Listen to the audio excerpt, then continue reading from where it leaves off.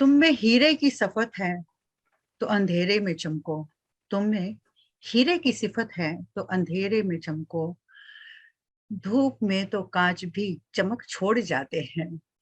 बहुत बहुत क्या बात है। नमस्कार। रूप आपके सामने हाजिर हो चुकी है।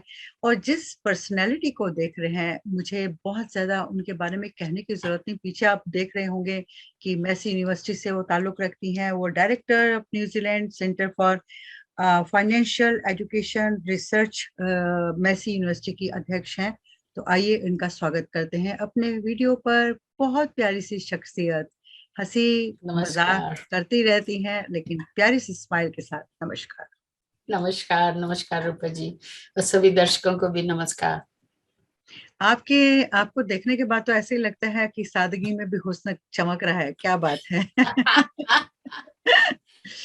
अब अ, जो है आप मुझे शर्मिंदा कर रही हैं। अब मेरा चेहरा लाल हो जाएगा। वही तो आपकी एक खास अदा है।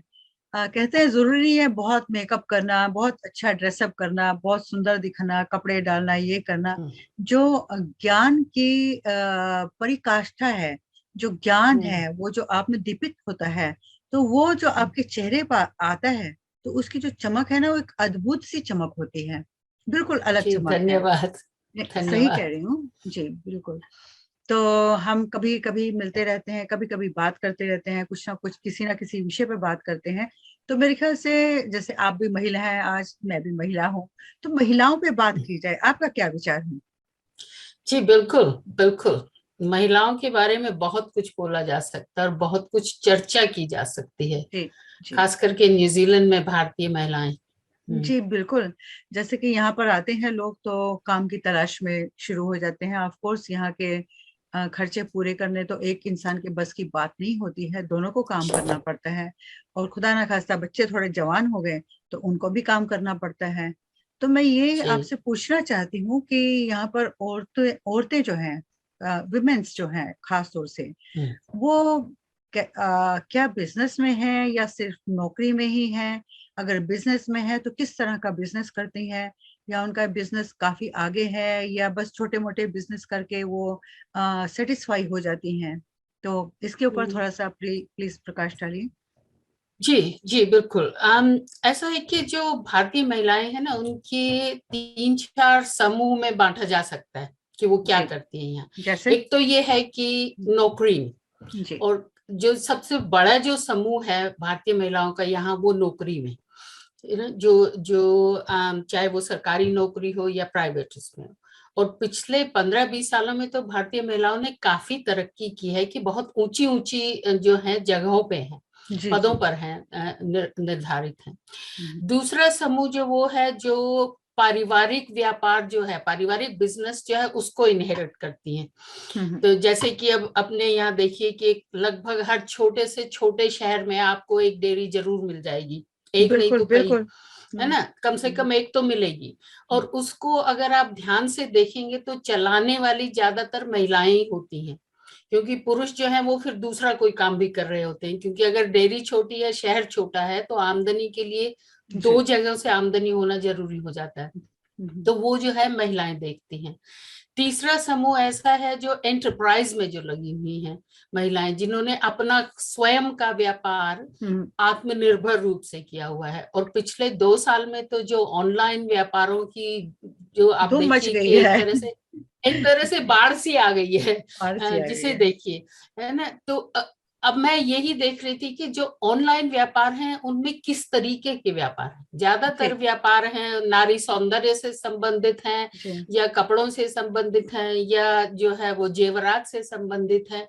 ज्ञान विज्ञान से संबंधित, शिक्षा से संबंधित जो है वो अभी भी बहुत कम है जी। ऑनलाइन जैसे व्यापारों आप में। बात कर रही हैं, काफी अच्छा लग रहा है सुनकर। और मैं भी हम्म, अपने चारों तरफ ऐसा सब देखती हूँ। जैसा हम्म, मैं इसलिए आपसे जानना चाहती हूँ, जैसे आपने एंटरप्राइज की बात की है। हम्म, हम्म, कोई लेडी या कोई औरत या किसी को देखा हो, बहुत मतलब अच्छा उसने किया हो, नाम हो गया होगा, शोहरत भी बटोर ली, धन भी बटोर लिया, और अपने हम्म, उस एरिया में काफी सक्सेसफुल रही है। तो हम्म। क्या इसके के ऊपर कुछ भी प्रकाश डालेंगे? अब आप देखना चाहें तो देखिए, कई महिलाएं हैं जिन्होंने अपने रेस्टोरेंट चलाए हुए हैं। जी। वो भी एक एंटरप्राइज है, छोटे से शुरू करके जी। बड़े तक। आप देखिए रंजना जी को, देखिए रंजना पटेल जी को, उन्होंने उन्होंने जो है वो मेडिकल उसमें किया।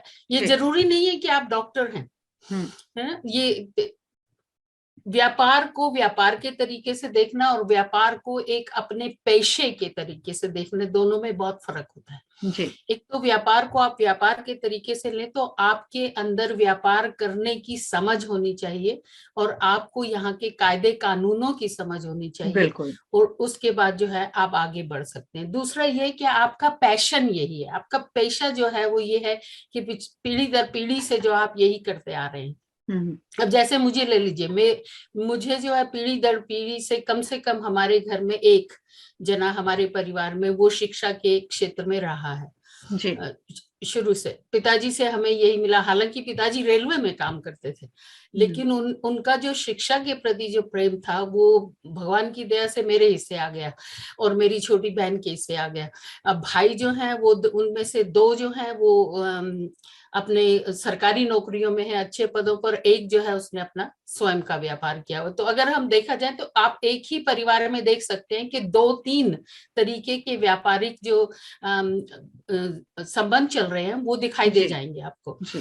तो यहाँ जो महिलाएं हैं वो ज्यादातर तरक्की जो कर रही हैं वो अपने बलबूते पर कर रही हैं और बिल्कुल। पारिवारिक सहयोग से कर रही हैं। अच्छा, सबसे बड़ा जो मेरे लिए जो देखने में आता है, जो मैं देख रही हूँ आजकल, मैंने अभी तक बहुत सी महिलाओं को तो छोड़िए, पुरुषों को भी आप ले लीजिए, भारतीयों को कुल मिलाकर आप ले लीजिए, जी। मैंने अभी तक जो है बहुत ज्यादा उदाहरण मौरी लोगों के साथ मिलकर व्यापार करने के नहीं देखे हैं अभी तक, या पैसिफिक लोगों के साथ मिलकर व्यापार करने के अभी तक मैंने उदाहरण नहीं देखे हैं। जी। जबकि अगर आप देखा जाए तो इस समय जो है न्यूजीलैंड में माओरी आर्थिक जो स्थिति है, वो माओरी लोगों की जो स्पेंडिंग पावर है वो बहुत है ना। हाँ, उनकी क्या जो कोई रीजन है? इकोनॉमिक पावर जो है ना, जी। जी। जी। इकोनॉमिक पावर जो माओरी ईवीज की है वो जी। बहुत ज्यादा है।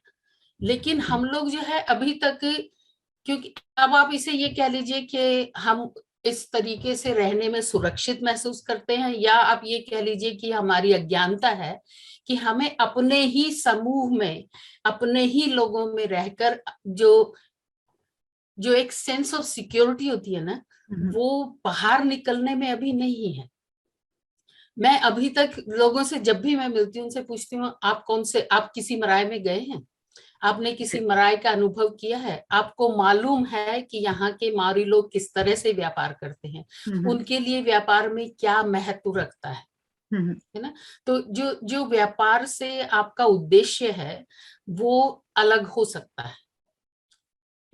और यहाँ जितने भी ज्यादातर जो महिलाएं व्यापार कर रही हैं, और भारतीय कुल मिलाकर भारतीय लोग व्यापार कर रहे हैं, वो पैशन आपको कम दिखाई देगा कंपैरेटिवली, लेकिन जो पैसा कमाने की और आगे बढ़ने की जो एक चाह है वो ज्यादा दिखाई देगी।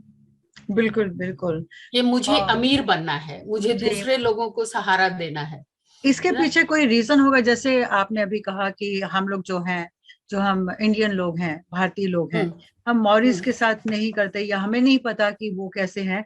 लेकिन जैसे कि अभी मैंने भी थोड़ी सी स्टडी की थी, तो मुझे लगता है कि हमारा कल्चर और उनका कल्चर बहुत समानता है उनमें। जैसे हम इसीलिए परिवार। मुझे बहुत जी। ज्यादा हैरानी होती है, जी। इसीलिए जी। मुझे जी। और भी ज्यादा हैरानी होती है कि सांस्कृतिक रूप से, सामाजिक रूप से जितनी समानता हमारे और मावरी लोगों के बीच में जी। है, हम्म। उतनी हमारी और किसी समूह से नहीं है। हम्म। पैसिफिक समूह से भी हमारी काफी समानता है। जो जो पारिवारिक मूल्यों की जो जिसको हम महत्व देते हैं वो बराबर है।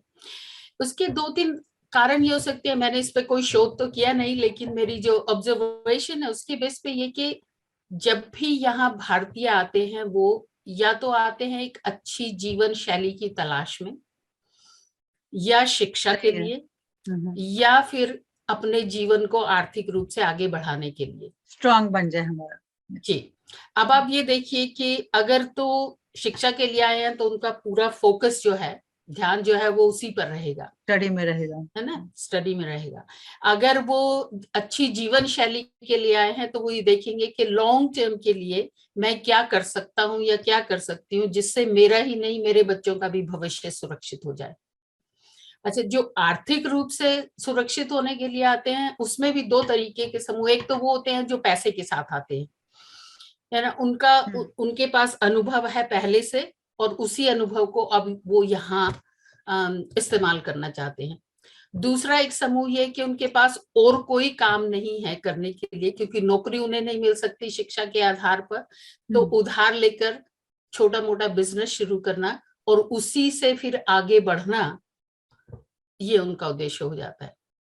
तो ये निर्भर करता है कि आप किस समूह से हैं और आपका ध्यान कहाँ जाएगा। तो जब भी आप किसी भी दूसरे देश में जाएंगे तो आपका सबसे पहला जो लक्ष्य होता है वो ये होता है कि अपने पैर को जमीन पे मजबूत करना। और अपने पैर को मजबूत करने का मतलब ये है कि आर्थिक रूप से सुरक्षित होना। पुष्पा जी, मैंने अक्सर देखा कि जैसे ये तो हम बात कर रहे हैं, हम यहाँ आए हैं तो जो यहाँ के गोरे हैं उनसे भी बहुत कम मिलते हैं, या यहाँ के जो मौरीज हैं उन्हीं का देश है, उनसे भी बहुत कम मिलते हैं। तो लेकिन जैसे हम स्कूल कॉलेजेस या कुछ है, तो जैसे कुछ भी होता है तो हम अपने ग्रुप में जाते हैं। अगर हमारा कोई भारतीय भाई है या कुछ है, इंस्टेड ऑफ औरों से मिलना या करना, तो हम अपने ग्रुप में आई थिंक ज्यादा सिक्योर या सेफ रहते हैं, या क्या मेंटेलिटी है मुझे तो अभी तक समझ नहीं आया। हमें अपना कल्चर एक दूसरे से एक्सचेंज करना चाहिए एक्चुअली। इसी चीज को लेकर मैं भी पिछले 40 साल से यही सोच रही हूँ अच्छा। कि ऐसी क्या चीज है जो अभी भी हम अपने ही दायरे में अपने आप को सुरक्षित महसूस करते हैं, है ना। तो इसके मेरे मेरे विचार से दो कारण हो सकते हैं, और हो सकता है दर्शकों को जो है वो ये चीज पसंद ना आए। उसके दो कारण हो सकते हैं। एक कारण तो ये कि हम अपने आप में हीन भावना इतनी महसूस करते हैं कि हम दूसरों से मिलने में अपने आप को सुरक्षित नहीं समझते हैं, सक्षम नहीं समझते। दूसरा ये है कि हम अपने आप में इतना ऊंचा अपने आप को समझते हैं कि हमारे बराबर तो कोई है ही नहीं दुनिया में, हमारी संस्कृति सबसे बढ़िया है, हमारा धर्म सबसे बढ़िया है, हमसे बढ़िया तो कोई है ही नहीं। और बहुत बार मैंने देखा है, बहुत बार देखा है कि ये जो दूसरी संस्कृतियों को, दूसरे कल्चर्स को, चाहे वो गोरे लोग हो, चाहे माओरी लोग हो, चाहे पैसिफिक लोग हो, उनको जो एक नीची दृष्टि से देखने की कुछ लोगों में मैंने जो देखी है ना भावना, उससे मेरी आत्मा को बहुत कष्ट होता है। अब मैं जितनी बार भी बहुत से लोगों से कई बार बात होती है, अरे क्या इन माओरी लोगों से क्या बात करना है, इन्हें तो डोल पे जाना अच्छा लगता है, बस इन्हें तो जो है वो अनएम्प्लॉयमेंट, मतलब ये जो एक मेंटेलिटी आपने बना रखी है कि आपके सामने जो दो व्यक्तियां हैं उनके आधार पे आपने पूरे समाज के बारे में निर्णय ले लिया है। वो आजकल कितने एजुकेटेड, कितने ऊंचे ऊंचे पदों पे हैं। अरे इतने ऊंचे ऊंचे पदों पे आप देखिए, जो सबसे बड़ी इसी वक्त जो जो हेल्थ के लिए जो अथॉरिटी बनी है उसको कौन, उसमें कौन है जो बच्चों की जो मिनिस्ट्री बनी है उसके कौन है अध्यक्ष। अगर आप हर ईवी का देखिए, छोटी को छोड़ के हर ईवी के पास इतना पैसा है कि हम भारतीयों को यहाँ 10 बार खरीद के रख लें वो, है ना। लेकिन हम लोगों ने उनके साथ व्यापारिक संबंध कहाँ बनाए हैं, बहुत ही कम, है ना। या हो सकता है हमारी बातें सुन के शायद हमारे कुछ साथी आगे आए और वो उनके साथ व्यापार करें, क्योंकि जो धारणा है वो मेरे ख्याल से बदलनी चाहिए। जैसे कहता है नहीं मैं बदलनी चाहिए, बिल्कुल बदलनी चाहिए। देखिए मैं हमेशा यही कहती हूँ कि मेरे खास करके मेरे कट्टर हिंदू भाई बहनों से कि भाई ऐसा है, मेरे साथ चलो मैं तुम्हें चर्च दिखाती हूँ, मेरे साथ चलो मैं तुम्हें मंदिर में लेके मस्जिद में लेके चलती हूँ। नहीं नहीं नहीं जी, हम खुश हैं जी, हम जहाँ। अरे भाई डरते क्यों, चर्च में जाने से आप ईसाई थोड़ी बन जाएंगे, है ना। तो ये जो एक जो वो कूप मंडूक वाली जो मेंटालिटी बनाई हुई है ना, वो जो है हमें इतना आगे नहीं बढ़ाएगी। उसी के कारण ये है कि फिर हम अपने ऐसे समूह बना लेते हैं कि बाहर के लोग उसमें आ नहीं सकते, और फिर वो हमें एक खतरे की तरह से देखना शुरू कर देते हैं, है ना। बहुत बार मैंने ये भी सुना कि आप इंडियन लोग, ये ना, आप क्या करते, क्या आप अपने ही समूह ग्रुप में रहते हैं, आप हमारे साथ तो कभी मिलते जुलते हैं नहीं, आपको क्या पता कि आपको हमारे साथ क्या है। मैं हमेशा हर भारतीय को ये कहती हूँ कि यहाँ आते ही पहले 6 महीने में कम से कम एक मराय विजिट तो आप करके देखिए, ताकि आपको पता तो लगे कि उसका क्या महत्व है इन लोगों के जीवन मैंने में। बहुत बार किया है। जी मैंने देखिए ऊपर से लेके नीचे तक कोई मराय नहीं छोड़ा जिसमें मैं ना गई हूँ, जी देश के ऊपर से लेके बिल्कुल नीचे तक। उसका कारण ये नहीं है कि मुझे शौक चढ़ा हुआ, उसका कारण ये है कि मैं हर ईवी के तौर तरीकों को देखना, समझना और उसको बांटना चाहती हूँ। बिल्कुल, अद्भुत अद्भुत अनुभव होता है उनका, बहुत उस सुंदर, बहुत अनुभव का तो सुंदर। आप किसी भी तरीके से जी अंदाजा भी नहीं लगा सकते, आप उसको व्यक्त ही नहीं कर सकते जो अनुभव होता है। मेरे जितने बहुत से मेरे ट्रेनिंग प्रोग्राम्स जो हैं वो ज्यादातर मराय पर चले। जब भी मैं मराय मारवी लोगों के साथ ट्रेनिंग प्रोग्राम करती हूँ वो मराय पर होते हैं। और उसमें ये है कि अगर मैं अपना पूरा वो प्रोफेशनल एंड फॉर्मल हेड पहन के चलूं तो मैं कहूंगी जी नहीं, इसमें तो हर 15 मिनट बाद तो कोई आ रहा है, कोई 20। लेकिन उसको ये है कि उसी को आप आत्मसात कीजिए अपनी ट्रेनिंग में, तो जी उससे बिल्कुल। उससे जो फायदा आपको होगा और उससे जो एक्सेप्टेंस होगी उस कम्युनिटी में, उसका आप मुकाबला नहीं कर सकते। आप बाहर खड़े रह के किसी की दहलीज पे खड़े रह के ये समझें कि आपको वे अपना मान लें, तो ये तो बहुत नहीं हो बड़ी सकते, हमारी नासमझी है नहीं ना। हो सकते। दहलीज को पार करना बहुत जरूरी है किसी बिल्कुल के भी बिल्कुल घर में अपनी जगह बनाने के लिए। बिल्कुल, जैसे शादी होती है, बहू आती है, तो आते ही तो एकदम नहीं घुल मिल जाती है, पहले उसे काफी वक्त लगता है देखने में, सब समझने में। तो इसी हम्म तरह हम लोगों को भी चाहिए कि शायद इनसे मिलना। मैं वही सोच रही थी अभी बातें करते करते कि हम लोग कहाँ से कहाँ भटक गए। हम वुमेन्स की बात कर रहे थे, औरतों की बात कर रहे थे। मेरे ख्याल से ये बात भी बहुत इंपॉर्टेंट है, होनी ही चाहिए, जी करनी चाहिए। और आई थिंक क्यों, ये जो बातें स्प्रेड होनी चाहिए हमारी कम्युनिटी में, कि बिल्कुल। अब ये आप करना देखिए, चाहिए। हाँ, व्यापार में महिलाएं जो हैं मावरी महिलाओं के साथ मिलकर बहुत कुछ कर सकती हैं, आगे बढ़ सकती जी हैं। सबसे बड़ा उदाहरण है अपने यहाँ आयुर्वेद है, यहाँ मावरी जो है औषधियां हैं। दोनों को मिलके देखिए तो सही। अपने वही यहाँ बात। जो है मालिश करने की जो परंपरा है, जो प्रथा बिल्कुल, है हाँ बच्चों हाँ की, हाँ। वो इन लोगों में भी है ना। इतनी समानताएं हैं। अब हमारे यहाँ जो है वो नीम से बना हुआ शहद है, उसकी कितनी कीमत है। इनके यहाँ जो है मानुका शहद है, उसकी कितनी मनुका कीमत। हानि या। जरा, हाँ, जरा समझिए तो सही, जरा आपस में बैठ के बात तो कीजिए और जरा कॉमन ग्राउंड्स तो ढूंढिए, और फिर देखिए कि क्या क्या व्यापार के आपको मौके मिल सकते हैं। क्या बात है, बहुत अच्छा लग रहा है आपसे बात करके। तो आई थिंक इस विषय पे हम एक बार किसी स्पेशलिस्ट को भी बुलाएंगे। आप तो जी आपसे बात हुई थी, जी। तो जाते जाते कुछ बताइए कि औरतों के बारे में कुछ बताइए। देखिए, औरतों को दो तीन चीजों की, औरतें ही क्या, मतलब जो भी छोटा व्यापार चलाते हैं, स्मॉल मीडियम एंटरप्राइज, जी उनके लिए दो तीन चीजें बहुत जरूरी हैं जानना। क्योंकि मेरे जो देखने में आता है वो ये कि एक तो ये कि आपको बजट बनाना आना बहुत ही जरूरी है। जी चाहे आप बनाए, चाहे आपके ऊपर जो है वो आर्थिक जिम्मेदारी हो या ना हो, कोई और हम्म, उसकी देखभाल कर रहा हो, आपका अकाउंटेंट कोई भी कर रहा है, लेकिन आपको उसके जो है ना इन्स एंड आउट्स जरूर पता होने चाहिए। जानकारी होनी चाहिए। बिल्कुल होनी चाहिए। दूसरा ये कि आपका जो पारिवारिक, जो व्यक्तिगत बजट है और जो आपके व्यापार का बजट है, दोनों को अलग रखना बहुत जरूरी है। क्या बात। क्योंकि सबसे बड़ा जो खतरा मैं देखती हूँ, जितने भी मैं देखती हूँ जो फेलियर्स, क्योंकि यहाँ आप देखिए दुनिया भर में लगभग 60% ऐसे छोटे व्यापार हैं जो 2 साल के अंदर अंदर बंद हो जाते हैं। उसका कारण ये है कि या तो हम शुरू करने से पहले पूरी तरह से खोजबीन नहीं करते ग्राउंड वर्क नहीं करते हैं। कि इस व्यापार जी की जरूरत है भी या नहीं, एक हम्म, और डेयरी चाहिए भी कि नहीं, है सही। ना। और डेयरी चाहिए तो बिल्कुल उसी तरह की चाहिए जो 50 मीटर दूर पे है या अलग से। तो मैं जब भी कोई वर्कशॉप करती हूँ मैं हमेशा उनसे ये कहती हूँ कि मेरी गली में 3 डेयरी हैं, आप मुझे 3 शब्दों में ये बताइए कि मैं बाकी की 2 को छोड़ के आपके पास क्यों आऊं। ये भेड़ा चाल भी है हम लोगों में, हाँ, भेड़ा चाल भी है।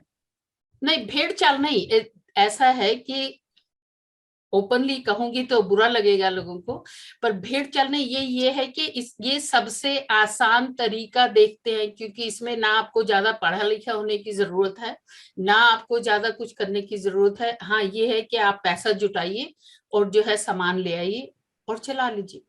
हार्ड वर्क उसमें बहुत है। देखिए हार्ड वर्क मेहनत बहुत इतनी है। है उसमें, बहुत ज्यादा है ना। उसमें जो है बहुत ही मेहनत करनी पड़ती है सुबह 4 बजे से लेकर रात के 10 बजे तक, है ना। आपका जो व्यक्तिगत जीवन है वो एकदम से उस पर हावी हो जाता है। जी जी आरंभ में अगर शुरू में आपको एक यही तरीका दिखाई देता है कि चाहे टेक अवे ले लिया या रेस्टोरेंट ले लिया या डेयरी, बहुत खूब। लेकिन अब आप देखिए पिछले 40 सालों में आपने भी नोट किया होगा कि पूरा समाज का ढांचा बदलता जा रहा है। बिल्कुल। आजकल लोग जो हैं, और खास करके 2 साल से लोगों ने अंदर खाना शुरू कर दिया बाहर खाने की बजाय।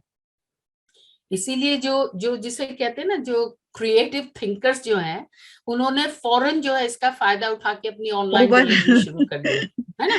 जी तो इसे इसे कहते हैं कि आगे आने वाले समय को देखना और देखकर उसके जी आगे बढ़ना। बिल्कुल। दूसरी ये ध्यान रखना बहुत जरूरी है कि ठीक है आपके पास पैसा है और आप व्यापार में लगा सकते हैं, पर are you the right person to be fronting it, है। ट्रू। आप अपना जो आत्म विश्लेषण करना वो बहुत जरूरी है आपके लिए कि आप इस व्यापार में आप कौन सी भूमिका निभाएंगे। ये हाँ, नहीं है कि व्यापार आपने करना तो पैसा आसान लगाया है। तो आप ही आगे रहेंगे। अब जितनी भी देखिए, मैं इतनी डेयरियों में जाती हूँ, इसलिए नहीं कि मुझे खरीदना होता है, इसलिए कि मैं देखना चाहती हूँ कि डेयरी का अंदर का वातावरण कैसा है, कौन चला रहा है, क्या कर रहे हैं। ज्यादातर महिलाओं को मैंने देखा है मोबाइल फोन पे मिलेंगी। आप आए हैं तो कभी अगर आपकी किस्मत अच्छी हुई तो स्माइल मिल गई, नहीं किस्मत अच्छी हुई तो वो भी नहीं मिलेगी आपकी। अच्छा आप अंदर गए, आपको जो चाहिए वो लाके आपने काउंटर पे रख दिया, और आप सुन सकते, क्योंकि मुझे गुजराती भी समझ में आती है और हिंदी भी समझ में आती है, तो आप समझ, 1 मिनट रुकना जरा।